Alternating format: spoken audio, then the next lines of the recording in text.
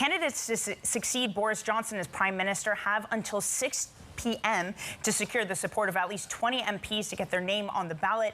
Pitches in the Conservative leadership race have so far been dominated by pledges to cut taxes. Joining me now is Bloomberg's UK reporter Lizzy Burden. So, Lizzy, how are the rules to select a leader different this time around? Donna, you're going to hear two words very overused in British politics over the next week. The Conservative Party is trying to whittle down the field to 2 candidates faster than normal because, of course, of this rush to oust Boris Johnson from number 10.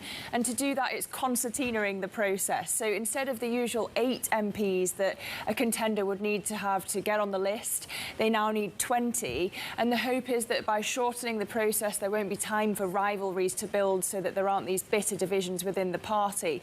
Then they'll have between the 21st of July and the 5th of September to lobby for the votes of the grassroots membership.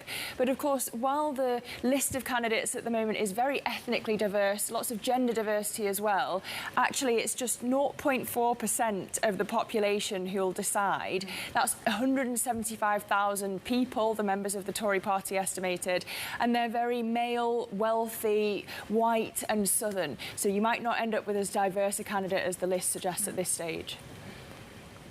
But then it may come down to who's appealing to the grassroots Tories. Rishi, a little bit more judicious on his tax-cutting rhetoric. Listening to the others yesterday, as I did on Sky News, that sort of the backers of these people, it was very much about tax cuts. And the question is, can they deliver those? Yeah, tax really dominating the debate at this early stage. All the other candidates seem to be trying to move away from this tax burden, which is the highest since the 1940s in Britain because of all that pandemic spending. So Bloomberg has costed the candidates different tax pledges. The former Health Secretary and Chancellor Sajid Javid is promising the biggest tax cuts, £40 billion worth. By contrast, Penny Mordaunt is promising just £5 billion of tax cuts. For some, that will be seen as more responsible at the Rishi Sunak end of the spectrum. But really, the question, Manus, isn't just how or whether these tax cuts will be able to be funded.